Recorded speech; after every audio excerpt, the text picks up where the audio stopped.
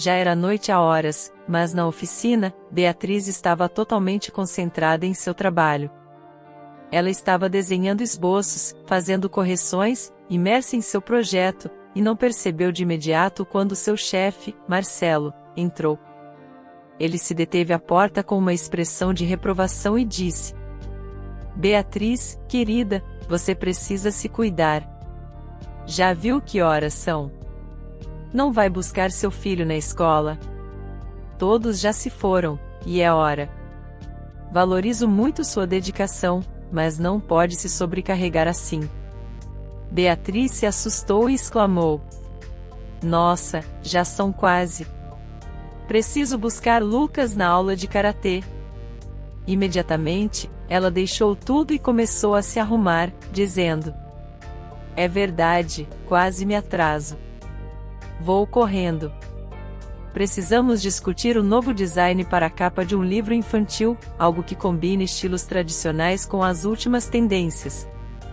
Por isso quis fazer o esboço enquanto a ideia estava fresca na mente. Até logo.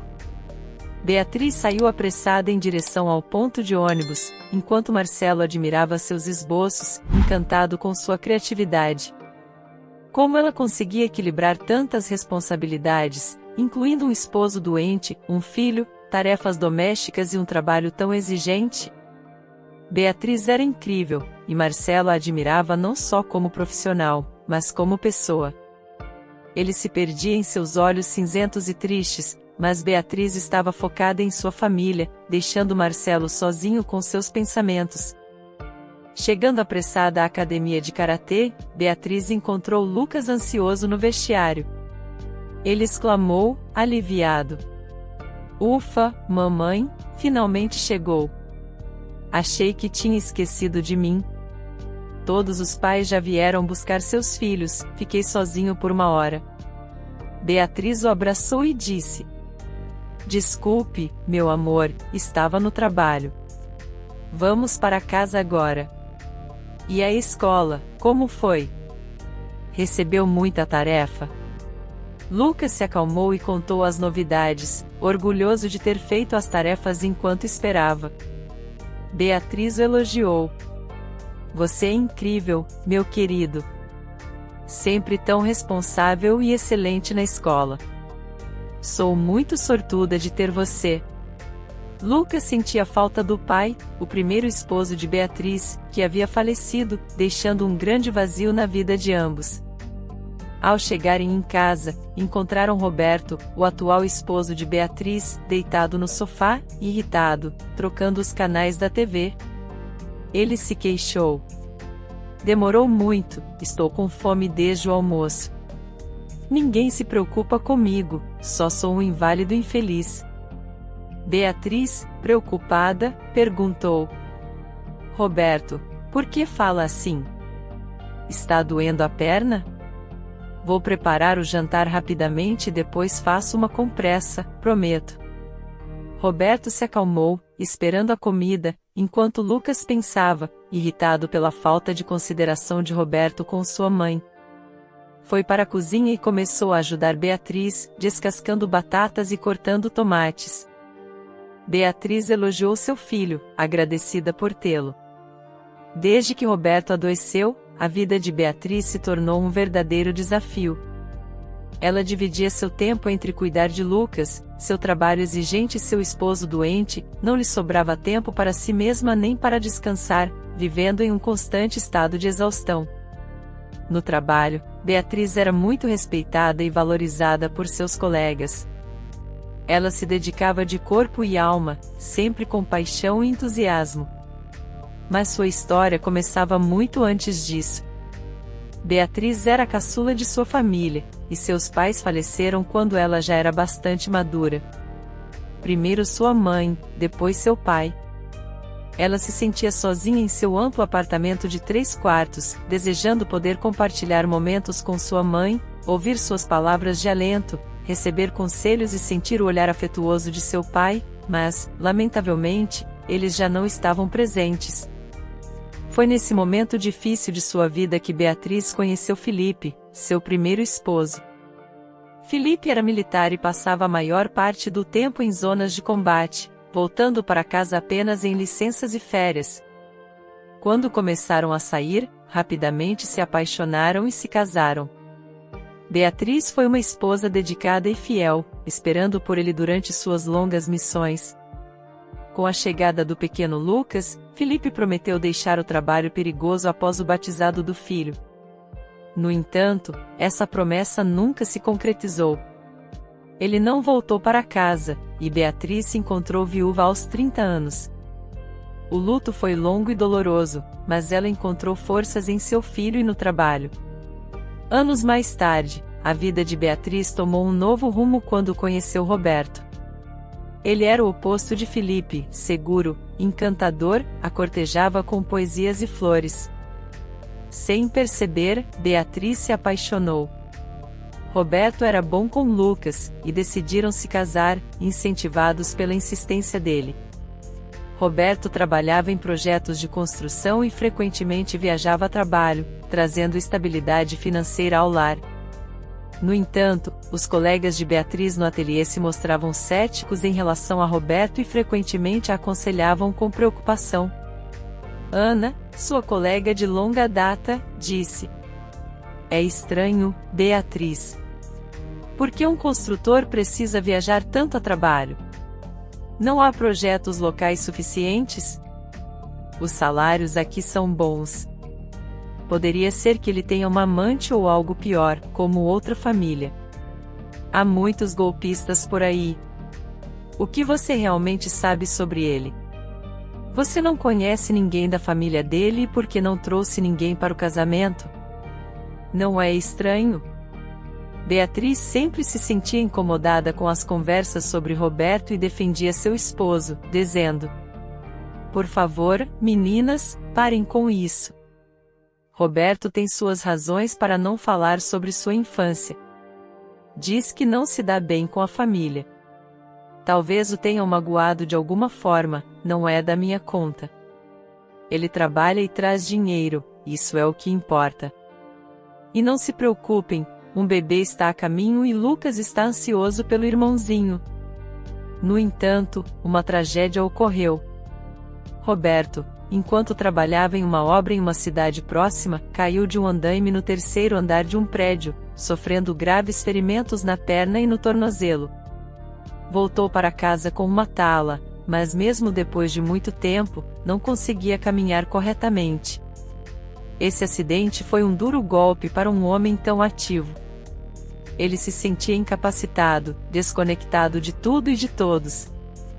Beatriz se compadeceu e o apoiou como pôde, assumindo todas as responsabilidades da casa, os cuidados com Lucas e a renda da família, já que Roberto não podia mais trabalhar. Agora, com Roberto deitado em casa e sem trabalhar, Beatriz se sentia sobrecarregada, especialmente com a chegada do novo bebê. Mas estava determinada a ser forte por seus filhos. O que mais a preocupava era o comportamento de Roberto. Ele parecia desinteressado em tudo, inclusive no progresso escolar de Lucas. Beatriz pensava que ele ao menos poderia ler um livro para o enteado ou ajudar com as tarefas, já que sua perna não impedia isso. Mas Roberto agia como uma criança, sempre querendo atenção e carinho, raramente saindo do sofá. Beatriz tentava animá-lo. "Roberto, por que está tão abatido? Tente ao menos ir até a varanda, respirar um pouco de ar fresco. Você pode caminhar um pouco, eu te ajudo, assim talvez melhore mais rápido. Não pode se deixar cair assim. Não se interessa em saber como foi meu dia, como está Lucas, como me sinto. Você não me entende porque está bem, mas eu estou sofrendo. Minha perna dói o tempo todo, os analgésicos quase não ajudam. Sou um inválido inútil." Replicava Roberto a Beatriz, e ainda acrescentava em tom acusatório: "Você é egoísta, Beatriz. Só pensa em si mesma. Uma gravidez não é uma doença. O que tem de tão ruim? Estou deitado aqui sozinho o dia todo enquanto você não está, e quando chega ainda me culpa." Alguns dias depois, Roberto encontrou uma mulher na internet, uma curandeira chamada Camila, que prometia curar doenças musculares e ósseas de maneira rápida e eficaz. Beatriz tentou explicar que tudo aquilo era um golpe, mas Roberto estava convencido de que o tratamento funcionaria. Camila começou a fazer visitas regulares à casa deles, e Roberto afirmava que sentia que sua dor estava diminuindo. Em um dia comum, Beatriz voltou para casa mais cedo do que o habitual, pois Lucas estava doente e não foi à escola. Ao chegar, viu sapatos femininos desconhecidos no corredor e rapidamente percebeu que Camila estava em sua casa. A porta da cozinha estava firmemente fechada. Beatriz estava prestes a entrar para cumprimentar a visitante e seu esposo, mas, por alguma razão, decidiu se aproximar silenciosamente e ouvir a conversa entre Roberto e a suposta curandeira. Estava curiosa para saber o que estavam fazendo e do que falavam, como estava indo o tratamento, mas também por algo mais intrigante: por que tinham fechado a porta? Roberto se queixava. Camila, querida, não posso continuar assim. Estou cansado de fingir que estou fraco, minhas costas doem, estou deitado o tempo todo, até engordei. Quando finalmente nos livraremos dessa idiota e do filho nojento dela? Beatriz já está farta de mim, mas já estou imaginando como esta casa incrível será nossa. Finalmente serei livre. A suposta curandeira tentava acalmar Roberto, preocupada com a atenção que poderiam atrair. Por que tanta pressa? Acha que será fácil se livrar de sua esposa e de seu enteado, especialmente agora que ela está grávida? Você complica tudo. Terá que carregar esse peso na consciência, mas não temos escolha. Terá que cuidar da criança que ela espera. Caso contrário, não conseguirá nada como viúvo. Precisamos ter paciência. Da última vez, quase nos descobriram, escapamos por pouco. Lá foi fácil porque a vítima era ingênua. Mas agora nem podemos pensar em voltar para aquela cidade. Mas tranquilo, um conhecido nos conseguirá um veneno confiável. Você colocará aos poucos no chá dela e do menino. Asseguro que em um mês estarão completamente envenenados, e ninguém poderá identificar a causa da morte. Não haverá rastros de veneno no sangue, parecerá uma intoxicação grave, e você estará livre de suspeitas. Beatriz sentiu um escalofrio percorrer seu corpo ao ouvir aquilo. Seus colegas tinham razão.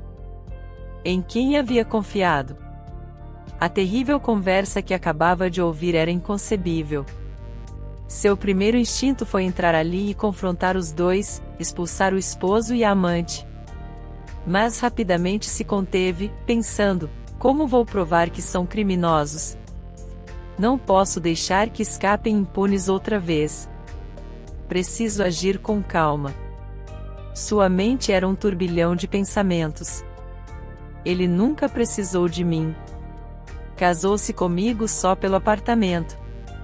Insistiu tanto no casamento por isso.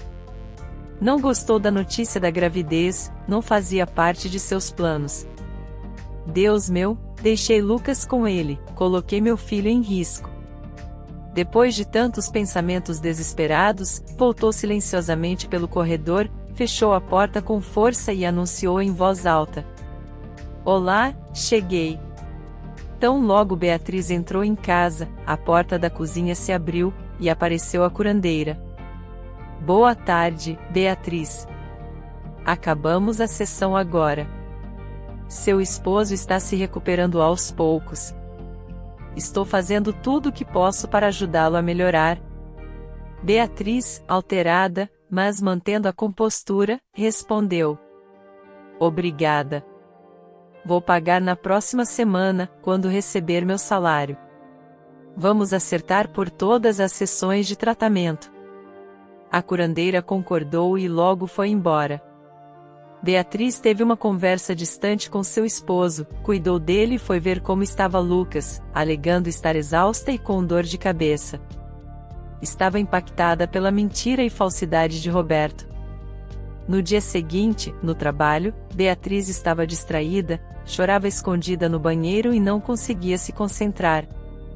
Perguntava-se desesperadamente: como vou sair dessa situação e expor esses criminosos? Seu estado chamou a atenção do diretor, Marcelo, que a observava preocupado. Aproveitando um momento de tranquilidade, se aproximou. Beatriz, desculpe se estou sendo intrometido, mas o que está acontecendo? Posso ver que você chorou. É difícil vê-la assim? Beatriz, surpreendida pela preocupação de Marcelo, acabou contando tudo. Eles tinham uma longa relação de confiança. Após desabafar, se sentiu um pouco mais aliviada e disse: tenho medo. Parece que estou vivendo com um traidor e um assassino. O que faço? Como posso fazer com que ele pague e proteger a mim e a Lucas?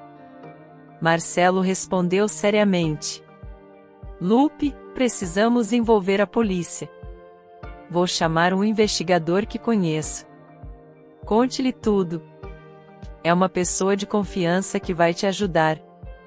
Além disso, tenho uma ideia. Discretamente retire os parafusos da cadeira de rodas de Roberto e deixe um celular gravando escondido. Quando ele se sentar e a cadeira quebrar, se realmente estiver fingindo, ele se levantará. Essa será a prova que precisamos. Estarei pronto com a polícia para agir. Não se preocupe, você não está sozinha nisso. Beatriz sentiu um grande alívio, e a segurança transmitida por Marcelo a fortaleceu. Após falar com o investigador, seu temor diminuiu um pouco.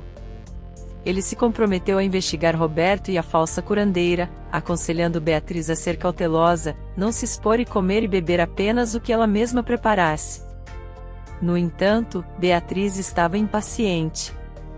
Cada vez que via Roberto, sentia uma ira e ressentimento crescentes. Naquela noite, ela desparafusou cuidadosamente a cadeira de rodas, preparou a gravação no celular e esperou. Quando Roberto se apoiou na cadeira, as rodas se soltaram e ele caiu, mas rapidamente se levantou e ficou de pé. Ao ouvir o barulho, Lucas entrou correndo na sala e exclamou: Tio Roberto, já não está mais doente? Você se curou? Que incrível! Beatriz, irônica, começou a aplaudir e disse: Sim, Lucas, parece que as sessões com a curandeira estão tendo efeito. Veja como ele pode saltar e se levantar. Roberto, como tem coragem de mentir assim? Por que fingiu estar doente? Ao perceber que estava descoberto, Roberto tentou mancar, fingindo dor. Beatriz, indignada, o repreendeu. Já basta desse teatro ridículo, Roberto. A verdade está clara agora. Não houve fratura alguma, você inventou tudo. Enquanto Roberto tentava inventar uma desculpa, a campainha tocou. Lucas foi atender e, então, Marcelo, junto com um policial, entrou no apartamento. Beatriz havia avisado Marcelo sobre o plano, e ele estava esperando o momento adequado para agir. Imobilizaram Roberto rapidamente, sem dar-lhe oportunidade de fugir. O policial anunciou: Roberto Martínez, você e sua cúmplice, Lucia, que usava o nome falso de Camila, estão presos por tentativa de homicídio contra sua esposa Beatriz e seu enteado Lucas. Além disso, descobrimos 4 casos similares em outras cidades. Vocês se aproximavam de mulheres solitárias, ganhavam sua confiança e depois tomavam suas propriedades, vivendo às suas custas. Desta vez, foram além, tentando matar as pessoas que os receberam em casa. Não esperem sair da prisão tão cedo. Roberto protestava desesperadamente. Isso é mentira, não tem provas. Estou doente, Beatriz, todos estão contra mim. Eu te amo. Mas o investigador, imperturbável, mandou calar-se. Chega de teatro. Beatriz nos enviou um vídeo mostrando sua milagrosa recuperação, e sua cúmplice mais esperta já está te delatando. Pode gritar o quanto quiser, mas não escapará impune. Beatriz, ainda em choque, viu Roberto ser levado pelo investigador. Não tinha forças para se despedir, ainda tentando assimilar tudo. Lucas então se aproximou de Marcelo, saudando-o como um pequeno adulto. Obrigado por ajudar a mamãe. O tio Roberto é mau. Não gosto dele, ele não ama a mamãe nem a mim. Ele vai voltar? Marcelo respondeu com seriedade. Não, Lucas, ele não vai voltar, e eu vou ficar por aqui, se você permitir, porque sua mãe precisa de apoio agora. Lucas respondeu animado. Claro, venha nos visitar mais vezes. Você é como um herói de filme, desmascarando o tio Roberto, disse sorrindo inocentemente. Marcelo sugeriu ao menino. Que tal você ver um desenho animado? Preciso falar com sua mãe. São assuntos de adultos, entediantes para você. Lucas, compreendendo, foi para seu quarto. Marcelo abraçou Beatriz, buscando acalmá-la. Tranquila, Beatriz, não se atormente mais. Tudo terminou. Roberto e sua cúmplice estarão presos por muito tempo. Beatriz murmurou, quase em estado de transe. Por que tenho tanta má sorte?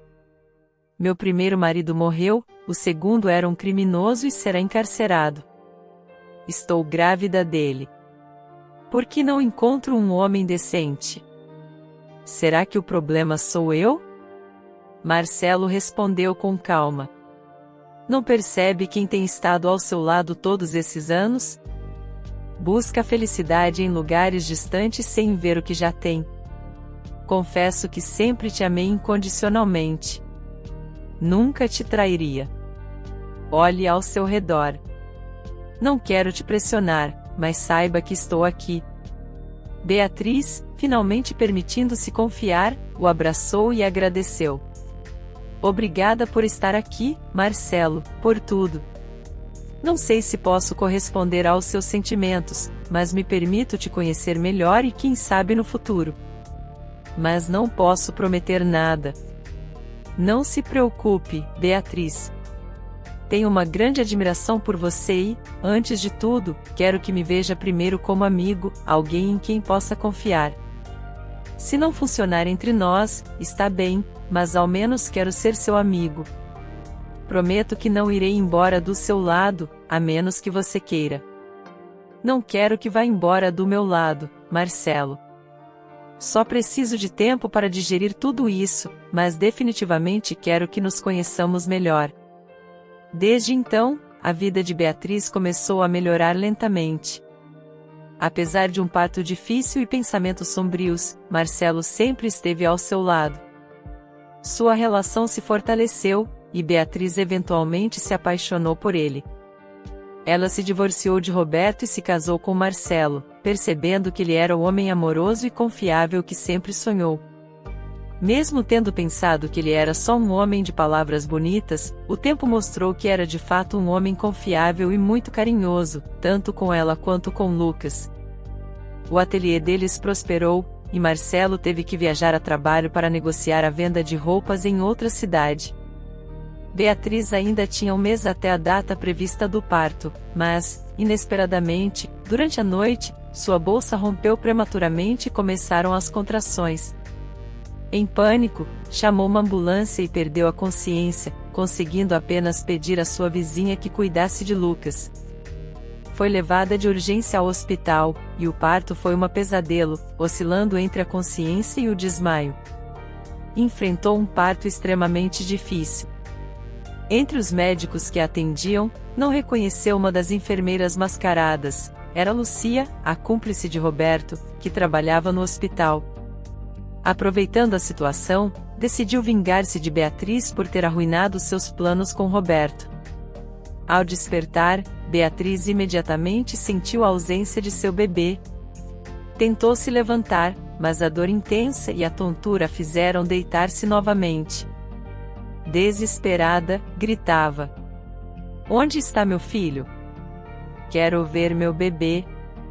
O que aconteceu?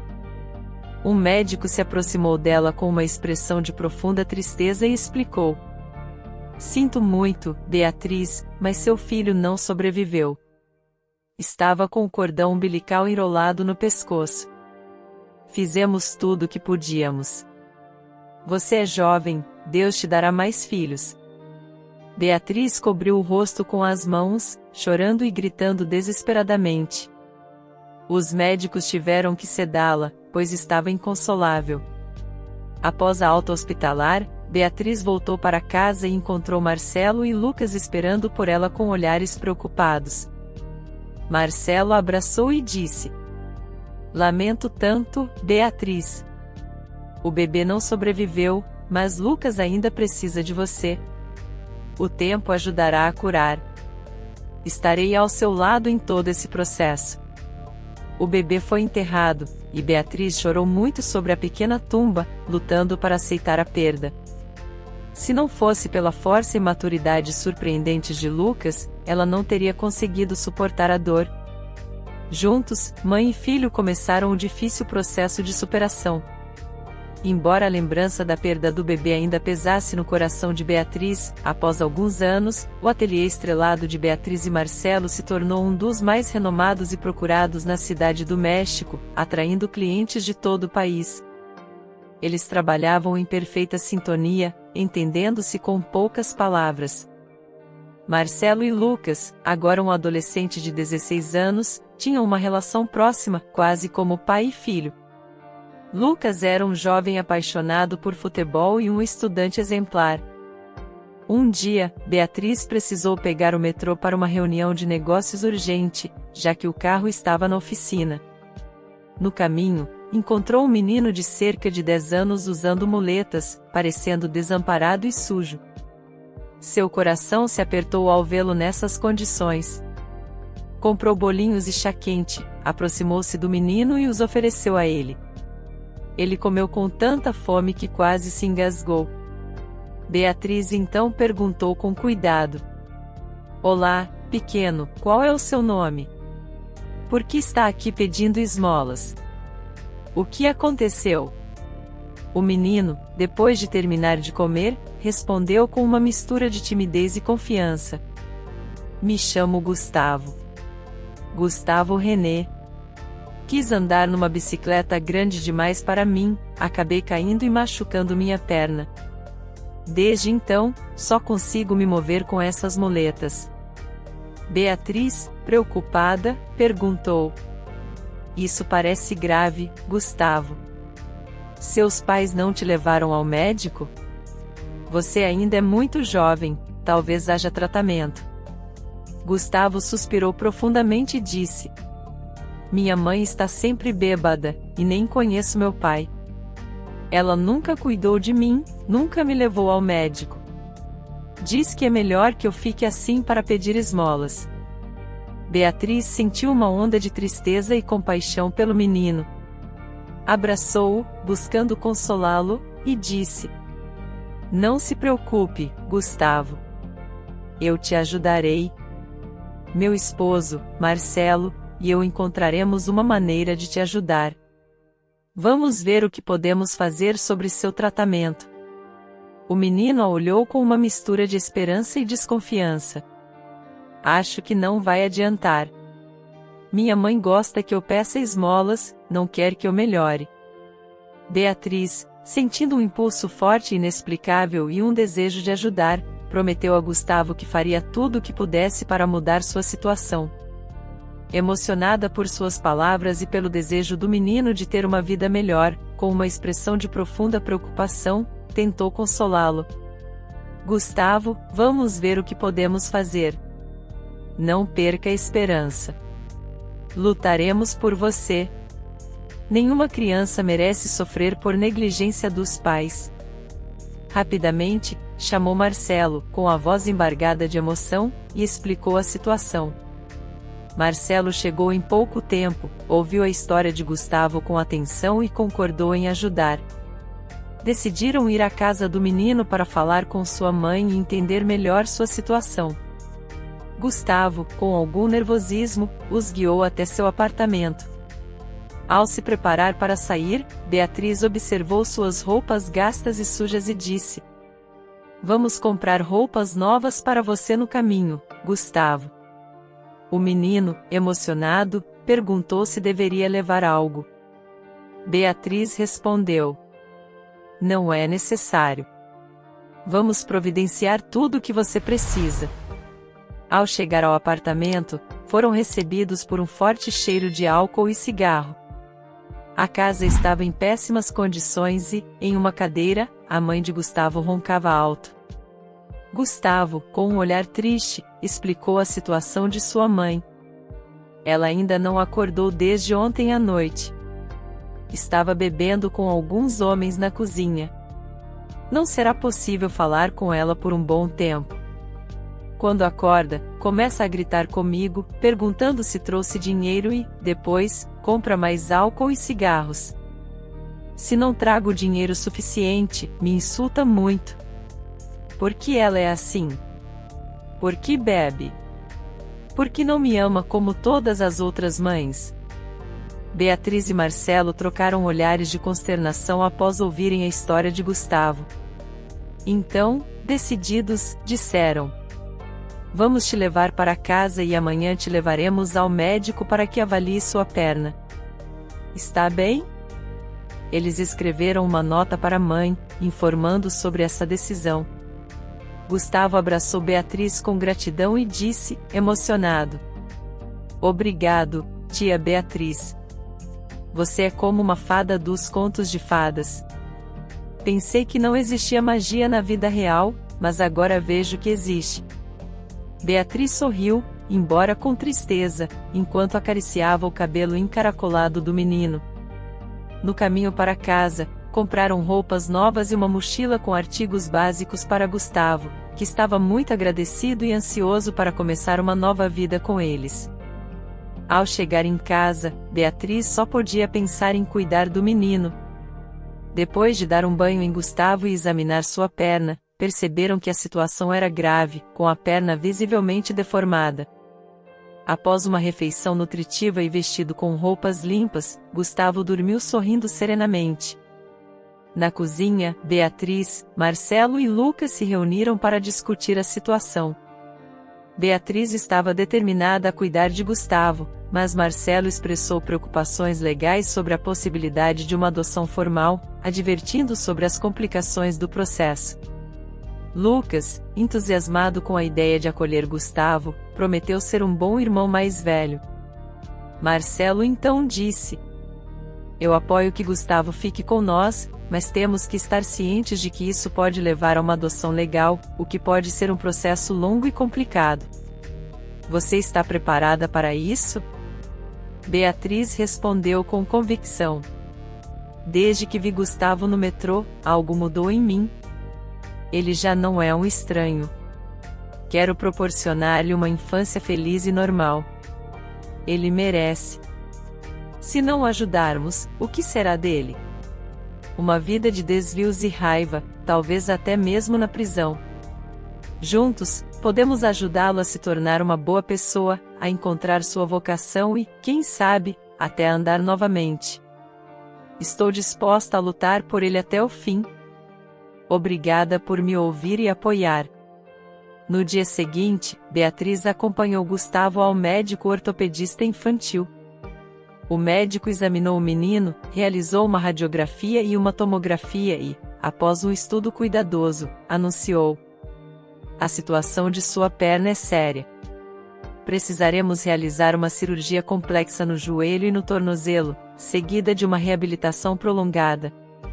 Ele terá que usar sapatos especiais. Com sorte, em alguns meses, a perna deverá estar recuperada. Estão de acordo com o procedimento?"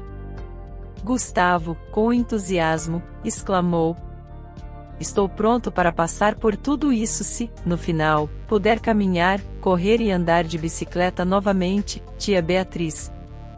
Aceito a cirurgia, prometo ser forte e não reclamar. Quando caí da bicicleta, doeu, mas aguentei. Quero minhas pernas saudáveis de novo." Beatriz abraçou o menino e respondeu: Não se preocupe, Gustavo. Vamos cuidar de tudo. Meu esposo e eu assumiremos os custos da cirurgia. Agora, o próximo passo é convencer sua mãe a autorizar. A conversa com a mãe de Gustavo, Vanessa, foi difícil. Eles a encontraram bêbada e tiveram que despertá-la com água fria. Custou explicar quem eram e o que pretendiam, mencionando a consulta médica e o diagnóstico. Vanessa, irritada e bêbada, protestou. Quem são vocês para decidir sobre meu filho? Sou a mãe, e não permitirei que o toquem. Ele é minha fonte de renda. Devolvam-me meu filho agora. Beatriz tentou persuadi-la gentilmente. Não vê que está condenando Gustavo a uma vida de dificuldades? Não sente pena de seu filho que mal pode caminhar? Já pensou no futuro dele? Por favor, permita a cirurgia. Ele tem direito a uma vida saudável. Não sente nada em seu coração de mãe?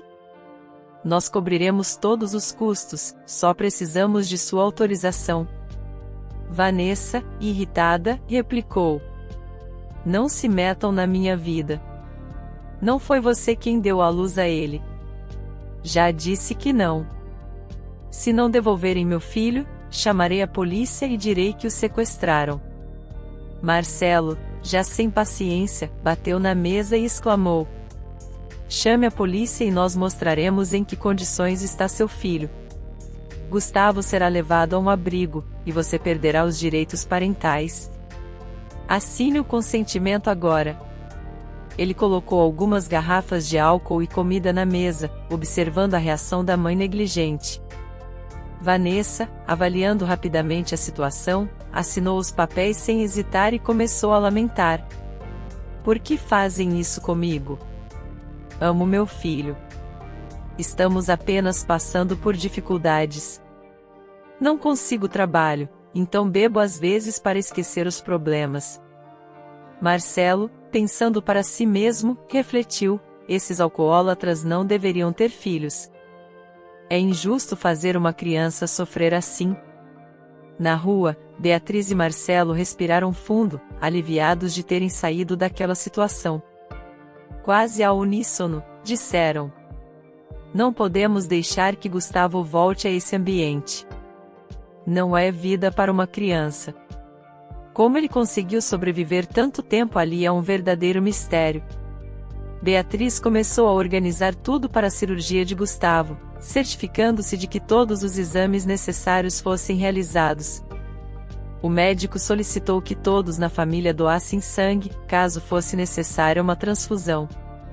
Surpreendentemente, os resultados revelaram que Beatriz e Gustavo tinham o mesmo tipo sanguíneo raro.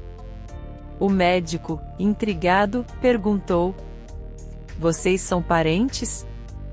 Beatriz negou, explicando como encontraram Gustavo. Não, ele tem uma mãe que bebe. Estamos apenas ajudando. Não acredito que sejamos parentes. Como podemos ter certeza? O médico sugeriu: façam um teste de DNA. Isso confirmará se há parentesco, mas continuem com os preparativos para a cirurgia que será na próxima semana. Estou quase certo de que são parentes. Beatriz contou tudo a Marcelo, que, após observar Gustavo e Beatriz, comentou: o médico pode ter razão. Notou quanto eles se parecem? Compare as fotos de infância. Os olhos, a cor e o cabelo são muito similares. Beatriz, ainda confusa, disse: é estranho. Não entendo, mas vamos fazer o teste de DNA. Ela enviou as amostras ao laboratório enquanto Gustavo se preparava para a cirurgia. Durante esse período, Beatriz e Gustavo criaram um vínculo tão forte que pareciam uma verdadeira família. Gustavo se apegou a ela, enfrentando valentemente cada etapa do tratamento e até tentando animá-la com rimas e jogos de palavras. A recuperação de Gustavo foi um processo tanto físico quanto emocional, marcado por desafios e descobertas. Beatriz acompanhava cada etapa com uma mistura de ansiedade e esperança. Enquanto Gustavo enfrentava as sessões de fisioterapia, ela se maravilhava com a resiliência do menino. Com admirável determinação, ele enfrentava cada exercício e procedimento, mesmo quando a dor e o cansaço pareciam insuportáveis. "Está indo bem, Gustavo.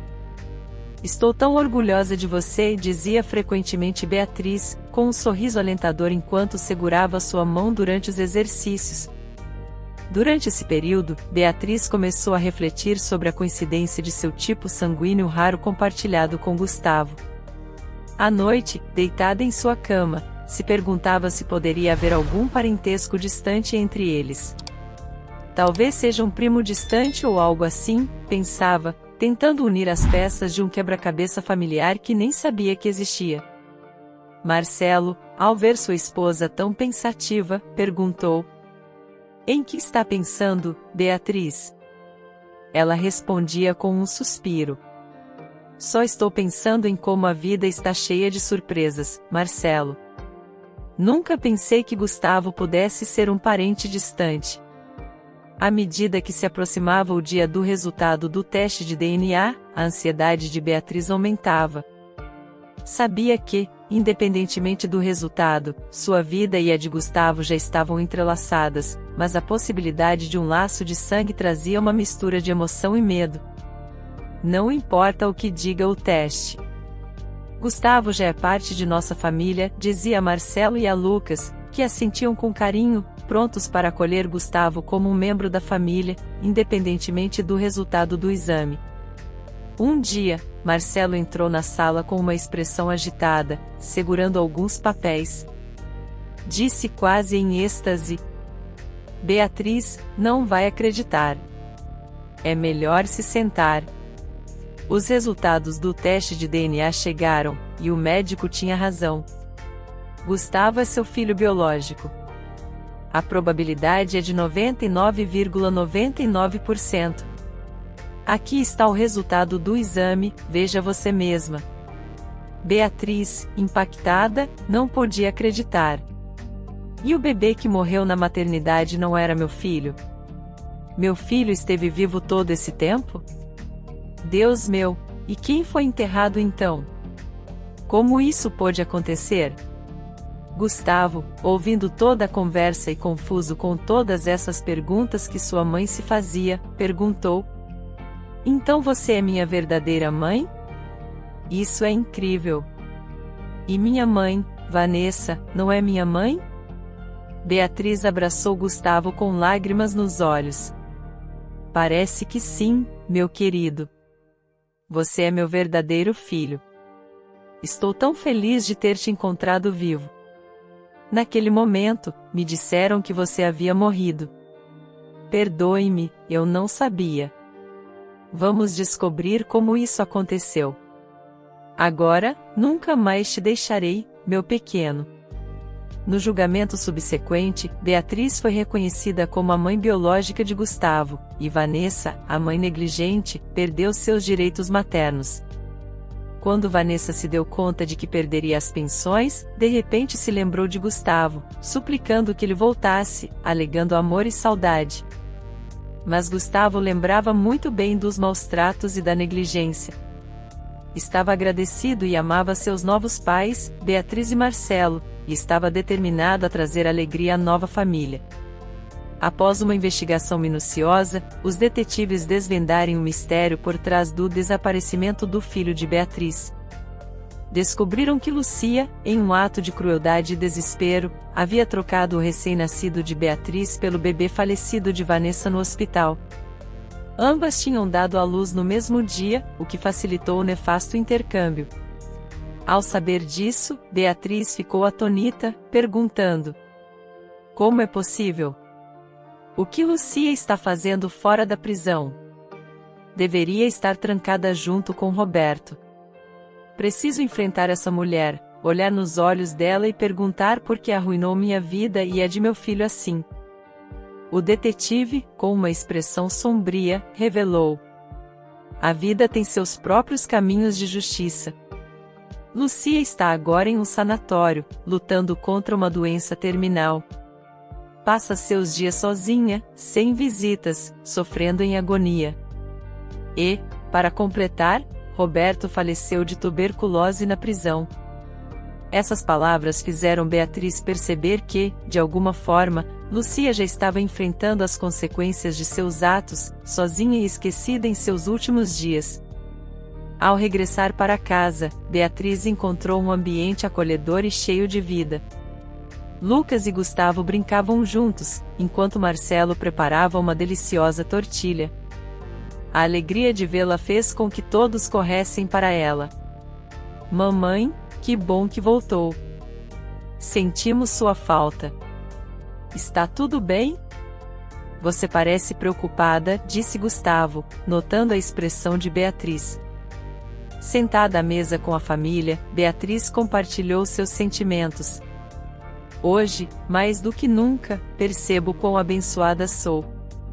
Tenho 2 filhos incríveis, um esposo que é meu porto seguro e um trabalho que me traz satisfação. Sou realmente afortunada. Enquanto servia o jantar, Marcelo acrescentou: Fico feliz que veja quanta sorte temos. Lembre-se, sempre estaremos aqui ao seu lado. A conversa durante a refeição foi animada, cheia de risos e planos para o futuro. Gustavo, agora sentindo-se completamente parte da família, compartilhava dessa felicidade. Naquela casa, onde reinava o amor, tudo parecia em harmonia. Juntos, tinham superado adversidades e desafios e, agora, com o passado doloroso atrás, olhavam para um futuro cheio de felicidade e união. Sua vida, agora repleta de amor e companheirismo, avançava, deixando as sombras para trás e abrindo caminho para dias de alegria e realização. Gostou da história de hoje? Comente a sua opinião, e se inscreva no canal, para receber nossas belas histórias. Ative também o sininho das notificações.